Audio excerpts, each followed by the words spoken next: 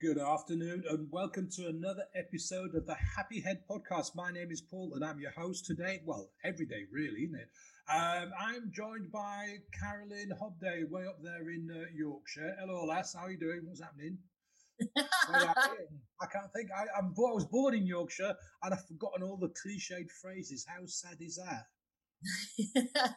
A up, I think, is where we have to start, isn't it? A up, love. A up, me duck. In fact, that brings back a memory. I went up to Hull, where I'm from, a long time ago, maybe 15 or 16 years ago, and I drove up and I got into the centre of town. I was desperate for petrol because the car was like on, below the red. So I pulled over and filled the tank and went in to pay. And this lady behind me, "Hello, my love, how are you?" With a massive, great big smile on her face. And it kind of threw me because everywhere else prior to that is like, God. And she had a bright, and that just kind of summed up Yorkshire to me. Obviously, you got loads of grumpy gits there as well, but that just brought back, an Ilkley Moor bar tap and all that kind of stuff, Yeah, and it's really interesting because I'm a southerner by background, and you're absolutely right. I lived in Yorkshire for 10 years before I moved away for 10 years and came back in 2015. And you're right, when I first moved to Yorkshire, I was a bit thrown by how friendly and chatty everybody was. And I would like to say that I come from a really friendly place down in the southwest. However, Yorkshire on another level. So yes, you're right that you go into a shop and they engage you in conversation. And yeah, it did throw me to start with. It took a bit of getting used to just a complete stranger would make small talk with you. It's lovely. I love it now. It's great. It's a great way to meet people and get to know a bit about them, which is fantastic. I always remember you go into a pub and you can't get out without telling at least one person your entire life story. Or them telling you. Yeah, or them the other way around. Well, when I were a lad, Yeah. 3 days later. Yes, yeah, absolutely. I think having had a year of lockdowns, I think there'll be a lot of very frustrated people who are desperate to tell their story to somebody when the pubs properly fill back up again. Actually, I think that'd be the same pretty much everywhere because most of us have been locked away, locked down, and not been able to kind of have proper conversations. I know now you can kind of go into pubs in family groups, but it's still not the same having to wear your mask till you get to the table. You can't just kind of randomly walk into a pub and have a pint. And that's the kind of thing that I miss. Coffee shops and the pubs. I mean, yeah, okay, I can walk into a coffee shop, but I've got to hit the COVID button and have my mask on and order me cake and me coffee, then go and sit down. It's the same but different. It really is. Yeah, I think it's hugely different, and I think that some of it I think is very difficult for the pubs and the restaurants because I think some of it's a little bit nonsense. You sit at your table and you don't have to wear a mask, but if you get up to go to the toilet, you have to, and I'm not really sure how the germs know the difference. Particularly when they're airborne. But it smart is germs. We've got intelligent germs. We've got intelligent germs. They all went to university. They all got an MBA in microbiology. So they know if you're wearing the mask going from your table to the toilet, they can't do anything. Yeah. Yep. If you're naughty, don't wear your mask between the table and the toilet, they will jump out and they'll go, sod the MBA, I'm just going to grab you. And that's what intelligent microbes, I'm sure it is. They are, absolutely. But I do think it's very difficult. And I do think it's that social aspect. I think that's so much of what has suffered for people, isn't it, over the last 12 months, whether that's, being in lockdown, not being able to see friends and family, or like you say, just the simple stuff of, going into a cafe or a pub or a restaurant and just being able to talk to people is really tough. And one thing I found really, really bizarre is you can't smile at people. Yeah. Like when I walk into a pub, I will smile at the person behind the bar, or I'll go to a coffee shop, I'll smile at the barista. But you can't do that because your face is covered in this bloody great big mask and you can't see anything. Yeah, and they always say that you smile with your eyes, don't they? But I think it's really hard. So I find myself behind my mask grinning like a Cheshire cat in the hope that it kind of reaches the upper part of my face. And that's when the barista goes like this and takes a step back. Yeah, it goes, who is this mad woman with these big wild eyes? I do find I'm doing that. I find I'm smiling extra hard at people in the hope that it will translate in some way from behind my mask. I won't try that because I'm scared. I do end up with a lot of places to myself. That's all I can say. I wonder why. I wonder why, Carolyn. But anyway, so we didn't come to talk about smiling and intelligent microbes. What did we come and talk about today? Why are we here? What is the raison d'etre? I love that phrase. Oh, I do like that. I do like a bit of raison d'etre. I think today, well, I'm talking about twats. So that's probably the point that some of your podcast listeners might all switch off. So I'm really sorry. But my book has he won't. Yeah. Is he quite? Yeah, is he open-minded? But my book has a sweary title. So unfortunately the word twats will come up quite a lot in the podcast. But yeah, we're going to talk about twats and a little bit about, I guess, my journey to writing my book and anything else that you'd want to cover in terms of happy heads. Go for it. The floor is yours. So I know you got to be away in about 45 minutes. So we haven't got masses and masses of time. No, and I have quite a lot of stories, so there's the challenge. So so I was an HR director for over 20 years. I had a really successful corporate career. I worked for some of the world's largest employers. I worked for the world's second largest employer, with the world's largest employer being the Chinese army. So I was kind of glad I didn't work for the world's largest employer. So, I work for some really big companies, some really recognisable brands that I've worked with and been part of teams in developing and leading. So, but obviously my side of it was the people side, being in human resources. And, I ended up with a seat at the board table in a number of different organisations doing that. And kind of a lot of stuff changed for me. So in the middle of 2018, my entire world imploded. So I was in a job that I absolutely loved. I had built a fantastic team. I'd been there for about 3.5 years, loved the team. But unfortunately, the boss that I'd ended up with during that 3.5 years, he said and he wrote some stuff that he shouldn't have done. And unfortunately, as is often the case, I was the one that ended up having to leave.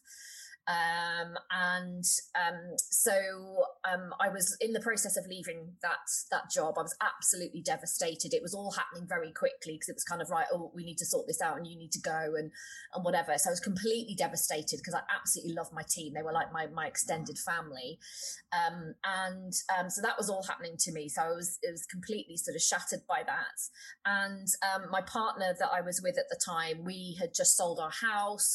We were going through the sale process. We were looking for somewhere new to live, and sort of 10 days in the 10-day period between sort of the job stuff coming to an end or sort of caving in, he walked into the bedroom one morning and said, when the house is sold, this is over. You need to go. You won't see my children again. And as a childless woman who had very much been encouraged by him to be a step parent to those 3 children for the prior 3 years, obviously really devastated. So in the space of 10 days, I effectively lost my home, my relationship, my family, and my job. So my whole world caved in.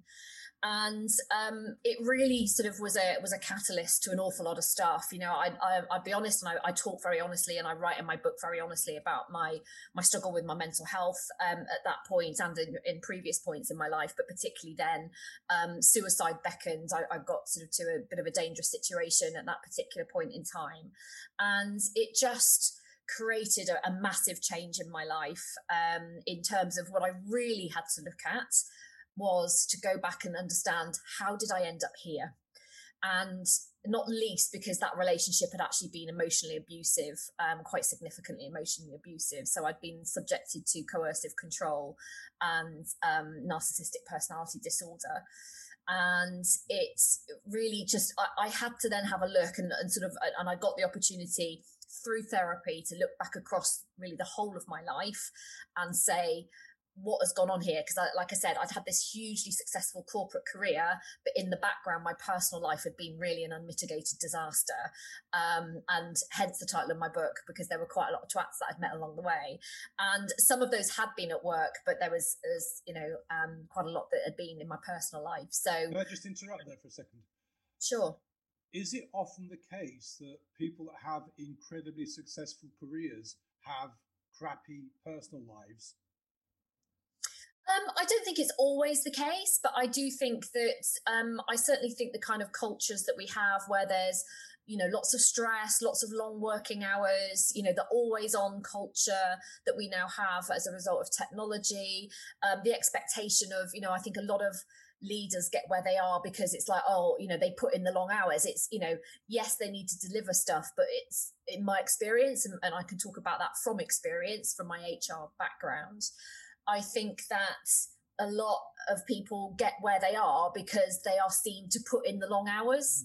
And it's not always about the results. And it's certainly not about how well they lead their teams. I think we have a massive leadership crisis globally, but particularly in the UK, where I've got a lot of my experience from. But so it's not always the case, but I think it's very hard to maintain all of those bits, to spin all of those plates of a great home life and then work incredibly long hours and, all the stress, the guilt, the pressure that comes with that.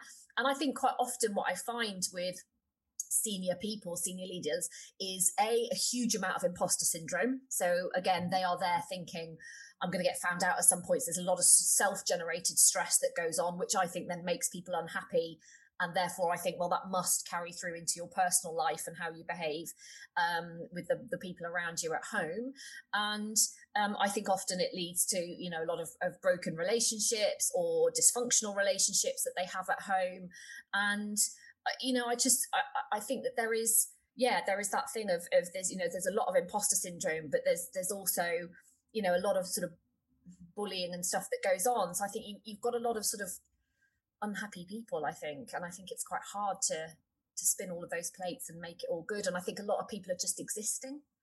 I think it's almost a choice, is it? You either go for the successful career or you go for the great home life. I think it takes a very exceptional person that can kind of balance all those plates and keep them spinning all at the same level, all at the same time, because something has to give. A human being has to sleep and rest. And you can't do that if you're spending 14 hours a day in the office and then coming home and trying to be the perfect partner.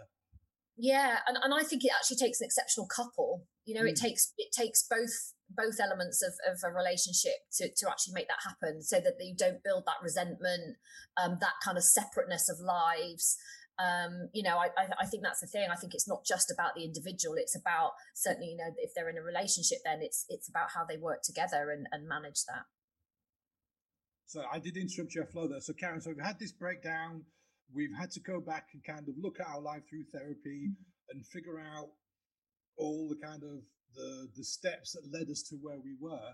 So what happened next? Was it the book that came next, or did you kind of do some kind of realignment? What happened next? Let's talk about twice. Yeah, so really what happened next is I did that kind of classic thing of I had some therapy, I recovered, or I was in the process of recovering, and I got out and I got myself a new job. I got myself another shiny new corporate job. I was in the process of buying a house. I put back in place all the kind of accepted tenets of success in my life. And I thought, well, if I do that, I'll be happy. If I do that, other people will see that I've recovered and I'm sort of fixed and I'm better and I'm moving on and it's fine. And I did lots, was doing lots of work on myself. I then sort of, like I said, was in that job and was, getting towards the final stages of buying a property. And I just had this growing feeling of like, something's not right. And it was in a text exchange, I have to say, with my best friend, where out of nowhere she asked me a question, and out of nowhere I just replied and was like, if I'm honest, I just said I don't want to do this effing shit anymore. And sort of had this realization and it was like, God, that's the first time I've like said it out loud, and it sort of made me realize that that's what that feeling was. And it became then, this sort of second wave catalyst of, well, okay, what do I want to do? How do I want to move forward? And what went from there was sort of a voyage of discovery. And I met at that point, I've got a life coach who I met, who again, just through complete serendipity came into my life at that point. But I'm a firm believer in like we attract in the right things at the right time. And he helped me work on what I wanted to do, and that's when the book writing process started. And I didn't leave my job for another it was over 12 months before I actually left my job to do what I do now. But in that time, I started writing the book. I started exploring what it is that I wanted to do, started to put the foundations of that in place, really, whilst sort of working out, okay, where do I want this to go? And I started to write my book, which is All the Twats I Met Along the Way. And then I thought I was going to write one book as my backstory, really, to say to people, look, here is kind of my story, my credibility, my background, my qualification, if you want to, that sort of term, for why I'm now going out and helping other people sort of find their confidence, find the right life, et cetera, et cetera. So it started off as a memoir to tell that backstory, and actually in that process, it's actually turned into a Twats trilogy. So All the Twats I Met Along the Way came out in January of this year. I'm currently writing the second book of the trilogy, which is called De-Twat Your Life.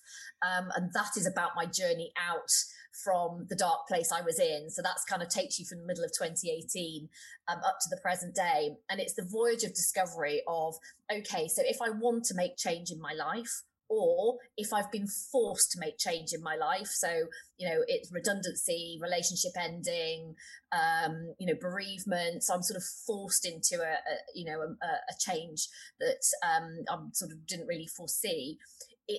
What I worked out in my journey was the process steps that you need to make, and I didn't make them in the order that I now recommend that people make them, but the idea is that I've sort of done the how-to work for somebody to go, okay, here are the process steps that you need to go to make that change.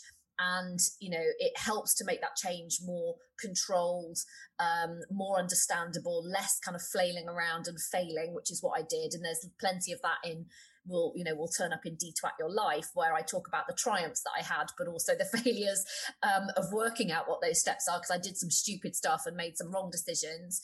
But what I'm doing is taking all of that away from people and saying, right, here's the kind of how-to steps, and there's exercises and activities for people to do in each of those steps, but it's breaking down the process for them so that they can then concentrate on filling in the activities, finding out what they want, reconnecting with themselves, finding that direction.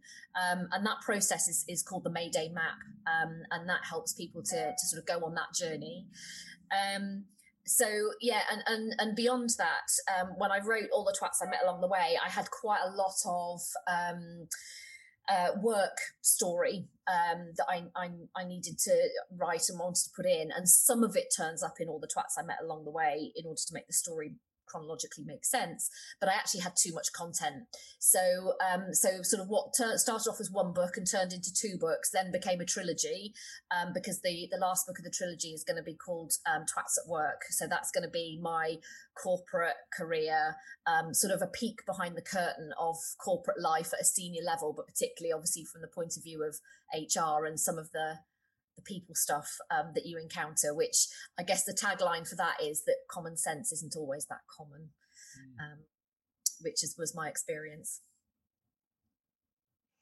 So let's just skip back a step. You went back into work thinking that you were going to do Little Miss Perfect again, make you happy. You stayed there for 12 months. Was there a catalyst that got you to leave, or did you kind of think after 6 months, you know what, I don't really want to stick this, I'm going to kind of gradually get myself set and then leave? What happened? I think it was a combination of sort of both of those things, really, because I think I sort of, after the text with my friend, I thought, oh, like something isn't right here. Like I said, I started working with my coach, and we started to just try and unpick, okay, so what is it that I want to do, and what does bring me sort of fulfillment? And I think that realization that I'd been through a lot, I'd been through a lot in my life. I'd been through a lot sort of in 2018, and that realization that I think I just wanted to take some time out from corporate life. So I'm not saying that corporate life is rubbish. I'm not saying that I would never go back, not at all, but I think I just needed a breather. And so it became a little bit more of a plan of, okay, let's work on what I want and let's work towards that. And my coach said to me, he said, I think you'll leave like by the end of the year, you'll resign at the end of the year. And I was like, oh no, I've got loads of work to do to put stuff in place. And then as the world conspired, although I think he would probably argue that like subconsciously you create a situation based on what's going on in your head. And a situation just transpired in that workplace at towards the back end of 2019 by that point, where it just turned out to be the right moment to go. So I actually resigned early in 2020 and left at the end of March in 2020. But yeah, it was just circumstance that presented an opportunity at that stage. And so did you decide to have a complete break from everything, or did you go from being in the corporate world to kind of setting up your own thing? Jump straight in, because I've been planning some of that anyway. So my business Mayday Limited, that got set up at the beginning of April in 2020. So jumped straight into that. Like I said, working on the book, building my website, starting to build my brand. I ended up building a second brand, which is sort of my Carolyn Hobdey one, which sits with the all the twats element, which is very much aimed at women. Mayday is kind of both men and women to go through change, but the Redefining Selfish brand is very much aimed at women and talking about sort of women's issues. So yeah, I launched really straight into it, and that's been all of my lockdown really is writing my book, publishing my book. I've written a second book, so not the second book of the trilogy, but I've got a book called Redefining Selfish that comes out on the 1st of July. And like I said, I'm now writing Detwat Your Life, the second book of the trilogy. I spoke to another author this morning, and she chose to go down the self-publishing route. Did you do that, or did you go the other way? Yeah, so I went sort of what they call like a hybrid publishing route. I think so. My understanding is now, some people do, but it's much, much, much more rare these days to get some big publishing deal. And actually, in order to get a big publishing deal, kind of ironically, you need to have published some stuff already, because publishing houses have become much more risk averse, I think, and it's a very long process. If you do submit to a publisher, it can take 2 years for something to manifest itself once you get picked up by a publishing house. So I didn't want to wait that long and go down that route. So yeah, I went down this hybrid publishing route, which worked really well for me. Okay. Can we talk a little bit about your corporate career? Do you think things are improving for gender-wise? Because you said you managed to get yourself to the boardroom. I guess that was a challenge and a half just getting to the boardroom, wasn't it? Yeah, it can be. Do I think things are improving? I think I'm a bit still in that place of some and some.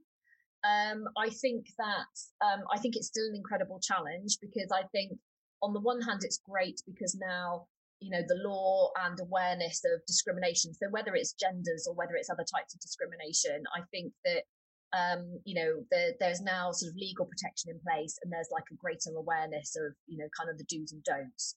I think the thing that the law can't do is change people's minds, and it takes much longer for that to manifest itself than actually a change in the law does.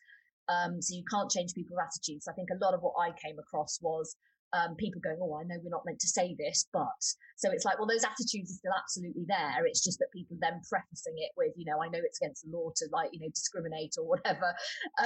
So I think that you get you get much more sort of indirect discrimination or covert discrimination that goes on. So I think that's sort of, the next challenge. I think things that I think are positives are, I do think one of the absolute positives of the pandemic and lockdown and people having to work from home is that I think it's made everyone realise that we are all holistic individuals who have home lives as well as work lives. There's the stuff that's well documented on YouTube, and where people have been interviewed on the telly and their kids are running through the back of it, or the cat's walking over the laptop. Plus the fact that we just have experienced that ourselves, haven't we, in terms of doing things like we're doing today, so Zoom and Teams and all those things. So I think that in itself, I'm really hoping that will shift people's minds as well, because I think that men as well as women have had to sort of have homeschooling going on around the CEOs of businesses have had to be working at the dining table when the kids are doing their schoolwork. So I think I'm hoping that brings about a shift of people just being a little bit more understanding that we are our whole selves and that we have those home pressures as well as work.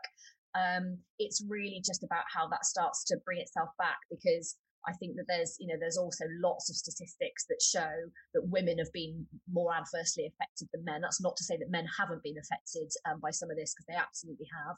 But women have been more affected by being furloughed more often, being made redundant as a result of businesses changing during lockdown.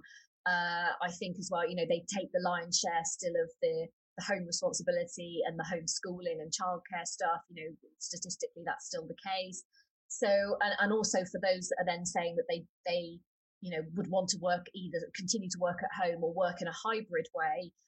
Again, that tends to be more females than males, and there's now sort of starting to be evidence emerging that those that then work from home, particularly full time, but maybe in a hybrid way, are then less likely to get promoted, or because they're less seen. So I think we're going to have to change the ways in which we lead and appraise people to make sure that we don't end up creating a completely new set of balance in the wrong way. Well, you mentioned it earlier on, didn't you, Carolyn, about the fact that the way people seem to get themselves to the boardroom was by doing the 14-hour days, not necessarily a creative 14-hour day, just being in the building for 14 hours. Now, if you're working from home, you're not in the building, and you're only going to be seen when you're either on a call like this or you're on the phone. So it is going to be much harder for people that want to work a kind of hybrid lifestyle. And I'm really curious to figure out what you think will have to happen in order that if we do go down this hybrid route, how people that choose the hybrid route are going to move upwards in the company should they decide to do so.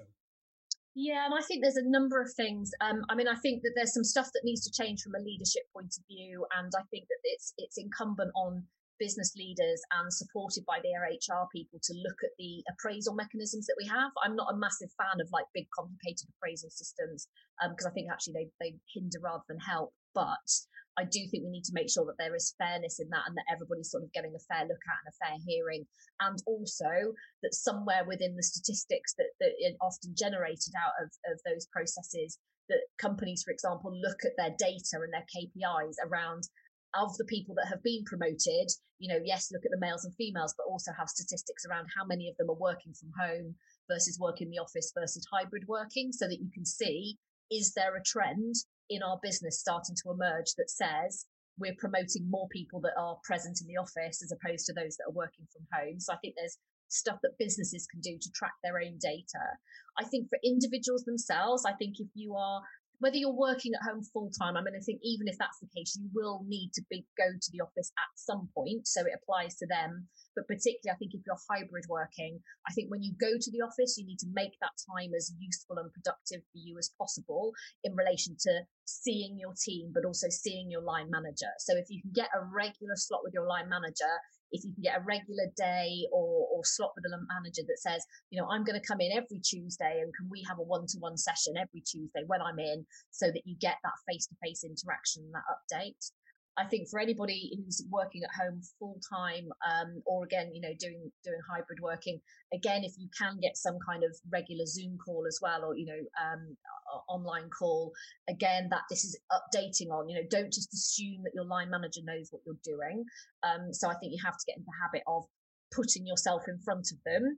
You don't have to sell yourself, but it's really just an update that says, here's everything that you wanted me to do, or I was working on as we agreed, and here's where I'm at with it. So I think you have to get especially good at giving that update.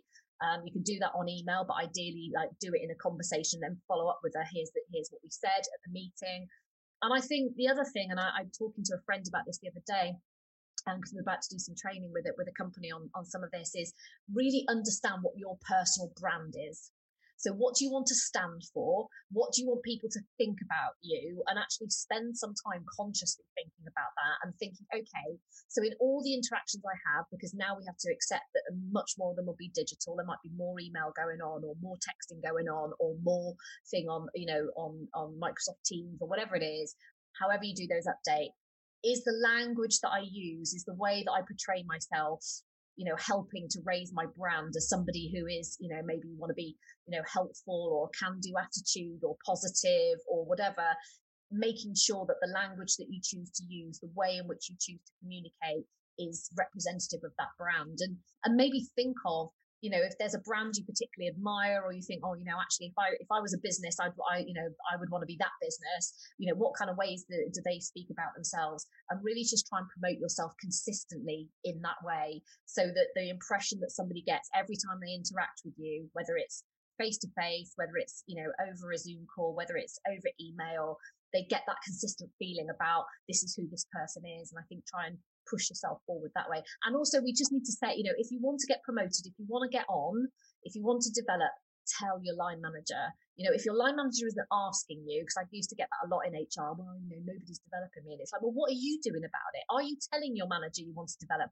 Are you looking for opportunities to develop and saying to your line manager, could I get involved in that project? Or could I go on this bit of training? Or do you mind if I take a couple of hours off to attend this webinar because I think it will help me?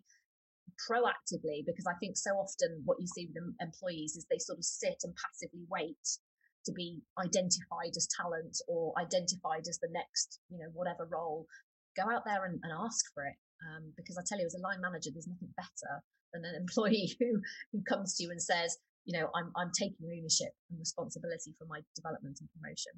I think it's going to be a massive challenge for anyone who decides to work at home full time, because for the very simple fact, as we've discussed a couple of times now, that you're not going to be seen being around the office. You're not going to be seen as the first one in and the last one out and all this kind of thing. And I completely agree with you. You've almost got to see yourself as a consultant or as a freelancer, whereas you're going in for, okay, your fixed term contract is 37.5 hours a week forever, kind of, but you've got to pretend almost like this is a 1 week contract and I've got to put my best foot forward for this 1 week, and then keep doing that at the end of every week, looking forward to the next week. If you do want to move forward, you have to be getting out there. It might actually mean that rather than being full time at home, you've got to push yourself to get on the train and go into the office and say, hello boss, I'm here, let's talk, as you mentioned, because otherwise you're going to get forgotten. Yeah, absolutely. And I think it is all about that, how you present yourself. And I don't think it is about, because I think my worry is then for those people who are, working at home, permanently or the majority of their time, is that then what that will build is, again, that always on, panic. So it's like, well, I want to be demonstrating that I'm like putting in the effort. So therefore I will be logging in at 5:30 before the kids get up, or I will still be on at 10 o'clock at night, or I'm feeling the need to reply to that email at 11 o'clock at night just to keep showing that I'm working really hard. And I think we've so got to get out of that mindset and say, it's what you deliver, not the hours that you do. And I always used to say that to my team. I don't really care what hours you do, as long as you're delivering against what we've agreed you need to deliver on. And I think that's why that kind of regular review, proactive regular review that you instigate, that then even if your manager doesn't ask, send an email at the end of the week that says, hi, here's what we said, we do this week, and here's what I've achieved, or here's an update on it, or this is why this has been a problem, but this is what I'm doing about it. Doesn't have to be massive, but that regular, constant communication of, this is what I'm delivering for you. And if you manage to get that done, in 30 hours a week rather than 37 and a half, then like amazing, go you. Because actually, I don't think that should matter. So I'm just hoping it doesn't create this kind of, I need to be seen to be on my technology at all hours just to get on. I think that is a big danger. I worked for the Channel Tunnel for 25 years, and towards the end of my tenure there, excuse me, in France, they actually released a law which was something about what you just said about the not always present, that employees up to director level could actively switch off their email at, say, at 7 p.m. and not at weekends, because it was getting to the stage that even though they're in the office 12 hours a day, they were going home, getting home and saying hello to the partner and the kids, and then jumping on email till midnight, which is creating this kind of tsunami of stress and mental health issues. And I think that's what we're going to face now if we're not careful, is that all these people that have been forced to work from home and maybe might not be able to go back to, there's a company, Saga, the big holiday and insurance firm. They had a massive suite of offices in the centre of town here.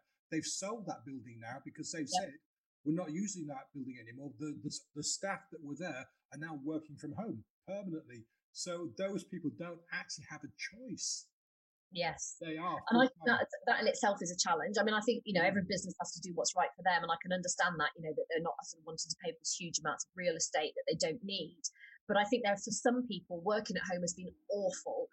People that live on their own. I was talking to one HR contact of mine who works in a business where there's a lot of young males work there who are living by themselves, who are desperate to get back to an office and environment, because being by themselves all the time was affecting their mental health.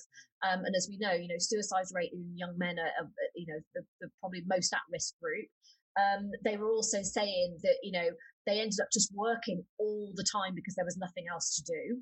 Now, I know now the world's opening up, that hopefully that will alleviate that a bit. But certainly during lockdown, they said they were working ridiculous hours because there was nothing else to occupy their time. So I think that's a real risk. And I do think that, it is a risk where people will be, always on. And I think, and it's interesting because there was an article that came out this week where there's calls for that similar thing in France, to say that there needs to be some kind of law that says you can't send emails like after 7 o'clock in the evening or whatever it is. And it's like, well, that's okay. And I understand the reason behind it, as you've outlined. However, if we are going to be more flexible, then actually that law is completely unhelpful, because if you are a working parent and you are then working at home and you think, well, actually, I want to take my child to school in the morning, so I'm going to do a bit before, take them to school, come back, do a few more hours, pick them up from school, feed them their tea, have some family time, and then actually, out of my choice, in order to work my full contract hours, when they've gone to bed, I am going to log back on at 9 o'clock at night for an hour and a half.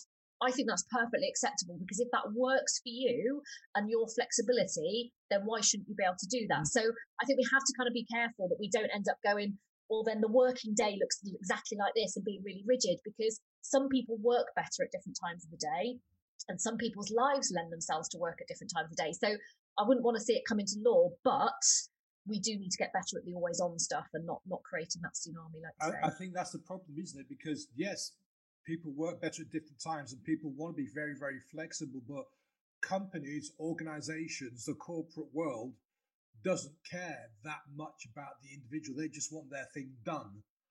Yeah. So if they're able to send emails out at 10 o'clock at night, even though you may have signed off work at 5 o'clock, there's still this kind of expectation that you're going to pick up that email, you're going to respond to it. Even if it is just to say, read the email, I'll deal with it first thing. And this is where we need, I personally think it's going to need to take a very innovative organization that can look at what's happened over the past 18 months. You know what? Hybrid works, full-time at home works. We've still got a small office, but we've got to look at the whole picture and find out what works best for the organization, but also for the people within that organization. And they're going to come up with some kind of structure, and other organizations go, wow, look at company X, they've got it sorted. It's going to take somebody like that or some organization to actually lead the way. And you were talking about this earlier on about innovative leadership. Somebody has to be the catalyst. Say, look, the world has been shaken upside down. It was going to happen anyway, because tech was pushing us to that level. But now we've had this pandemic. We've got to really look at the whole working life, the whole way we do work, and shake it upside down, pull it all apart, and shove it back together so it fits everyone. Yeah, definitely. And I think the technology is allowing that, because again, I do know of an organization, for example, who, back to this point of not getting a tsunami of emails like late at night, where, you can set your systems to go, people can send their emails, but the system stores them. So if anything is sent after 7 o'clock at night, it will store it, and it won't release it until 8 o'clock the next morning, so that you do get that downtime. So you can sit and do the emails as much as you like, but actually, they won't actually be distributed to the people you're sending them to. However, again, if you've got somebody that you collaborate with at work, and it's like, well, actually, we are going to, send emails backwards and forwards at 9 o'clock at night, then, that doesn't help. But then some of the more collaborative platforms that you're getting now, where people can collaborate online, they can share documents, they can amend documents online. The technology is there, but I think it's about companies really embracing that. And I agree with you, because I think there's been a number of organizations who have sort of come out and used the PR opportunity of going, we're going to give everybody say that they can all go at home at lunchtime on a Friday, which I think PricewaterhouseCoopers have done. And HSBC have said, we're getting rid of our executive offices, and everyone, people have got the option of working at home. But it's really interesting how, particularly with that latter example, if you read the article and the announcement they came out with, it very quickly moves from, we're going to do this because it's, great for our people and they're working from home, to exactly what you've talked about with the Saga thing, where they talk purely about the money they're saving by not having the big offices in the city. So this idea of our executives are now going to sit in open plan and nobody's going to have a corner office anymore and all this stuff, it isn't anything to do with, oh, look how inclusive we're being and how flexible. It's actually about, we're getting rid of several floors of a building that we've got. And that means that we haven't got offices for anybody anymore. And actually it's saving us a whole ton of money. And that's really the thrust of the article. And I think with places like PwC, I would love to think that people are going, oh, it's brilliant. We can finish at lunchtime on a Friday and we can go home and there's no stress, there's no pressure, there's no expectation. It's really great for us and our mental health. I still think that the people that are leading that organisation, who will be, and in the tiers in between, will have still been brought up in that era of presenteeism. And therefore, if you want to be getting on, you will be sitting in that office on a Friday afternoon. And those people that choose to pack up and leave will be like, look, they're bunking off in the afternoon. And I still think that it's that mindset shift that we need to have, rather than grand statements about, being really flexible and letting everybody work from home. I think a lot of it at the moment is a PR exercise rather than a really considered, how do we make this work really well for our people going forward? Yeah. But I was just going to say, there was a statistic that came out this week that said, I think it was 40% of employees surveyed said that they would absolutely consider leaving their job at this point if flexible working or working from home wasn't allowed to continue. So you've got to think about attrition rates when people are forced to go back to work or forced in a way they don't want to. I think that it's going to become like free life insurance and medical insurance and the kind of the bonus perks you got when you went to work with a new company, that there'll be an offer of, yes, you can come to the office if you like, we'd love to have you, but we do offer full-time from home and we do offer hybrid. And I think that's going to be a big attract because people are demonstrated they're sick of commuting. Yes, they're happy to walk 5 miles, well, not 5 miles, they have to walk 500 yards to a coffee shop that's got a working space, and that could be their new office, but they don't want to be sat 2 hours each way on a train every day. It's dead time. It's absolutely true. And it's the commute. I think that's making a massive difference. And I think, again, companies need to take that into account, because it's like, okay, so if somebody ends up working like a shorter day, or as you would perceive it, because then, they're not then, doing their emails on the train or whatever and work differently. But I think the commute is a massive, massive difference for people. The cost, lots of companies offer like discounted or support with season tickets for trains and buses. You could potentially get rid of an awful lot of that if, people are then working at home and they're not making that commute. So it's just a better use of our time. But I think you're right. It has to become part of that offering. But I think the bigger challenge, is then when you have new people to the organisation. So I think that's a huge challenge for leaders and for teams where, I was talking to somebody recently who was starting a new job this week. And, the start of that job entirely was going to be online. So you're meeting people via Zoom, your new team, people that ultimately you're expected to influence within the organization. And, Zoom is great, online is great, but there is nothing that can replace, I think, that human contact in quite the same way. And I think organizations and individuals are going to have to work extra hard when people are new into the organization to really make them feel welcome and part of something. Because again, the biggest risk to somebody leaving your business is in that initial induction period, and that was the case back when we were able to meet face to face. People go, oh, they wobble, it's not right for me, I don't feel part of it, I feel unsettled, I've got other job opportunities that were in the were in the pipeline when I accepted this one. That's a really risky period for employers of somebody new leaving. I think that's going to be heightened when people are sort of over virtual meetings and not feeling included in stuff. So I think that's a big. I think there's a big space for virtual reality. If they can get that to look real, then I think that could be the next kind of meeting thing. But anyway, listen, you are so clearly incredibly passionate about HR and the corporate world. Is there a place for that in your future, do you think? Yes, definitely. And so some of what I do now is I do mentoring. So I do mentoring of business people in general, but also of HR people. So I have a suite of different mentoring offerings that are there on my website. So Yeah, absolutely. And like I said, I never said never in terms of the corporate world. You know, I think there's some fantastic upsides of corporate world. For me, I needed to take some time out because I had a burning passion to do something else. But people, leadership, you know, change management within organizations as well as within individuals is, you know, hugely see that part of my future. But yeah, a lot of what I do now is sort of mentoring of people who, you know, all different stages of their career, you know, different parts of professions. But yeah, you know, that's definitely a part of what I want to do going forward. I've been desperate to say this for about 10 minutes now. We've had the Twats trilogy. Are we going to see Twats the movie? I hope so. Actually, I'd like to see Twats the Netflix series. That's where I think it really lends itself, is to several seasons on Netflix. I think if you take the entire story, all three books together, I've had several people, I have to say, who have come to me and said this would make an amazing like drama series.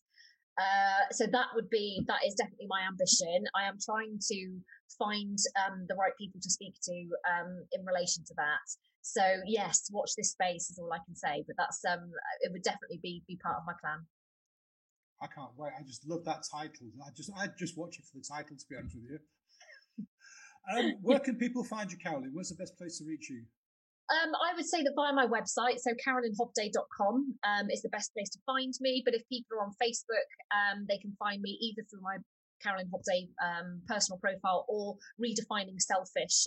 Redefining.selfish is where my Carolyn Hobdey Facebook page is. I'm on LinkedIn, I'm on Instagram, so they can find me there. But if you put in Carolyn Hobdey, you will find me because there's only one of me in the world with my name. So wow. Find me. I wish Paul Wilson was the same, but never mind. Listen, I'm conscious of the time. So any final thoughts, any kind of last words for the podcast? I've got to have you on again. It's been a great conversation. Yeah, I think my massive passion at the moment, like I said, with my Redefining Selfish book coming out, is all about sort of self-kindness and self-care. So that's sort of my parting shot, really. I think as we come out of lockdown, it's really easy to think the world's opening up, the sun's coming out, you know, it's now all okay. And what I'm encountering a lot at the moment is a lot of people that have sort of got what I would call pandemic hangover. So I think there's lots of issues with people's mental health that are still an issue from, you know, particularly the winter in lockdown. People quite nervous about the changes that now about things opening up, whether that's socially or about going back to work. So yeah, my sort of lasting message really is about being kind to yourself and understanding both for yourself and those around you that this period of change, albeit that we were desperate to get back to like what we called normality, we didn't like the normality that we had pre-pandemic very much. So I think choose what normality you want to have going forward and make some conscious choices, but also be kind to yourself and kind to others, because this is another big change for us after what now, you know, sort of 15 months of some pretty stringent and difficult measures. So just be kind. Yeah, be kind to yourself, be kind to others. All of that. Listen, Caroline, thank you so much for your time. Really appreciate it. Thanks for watching, folks, and I'll see you again in the next episode. Bye now.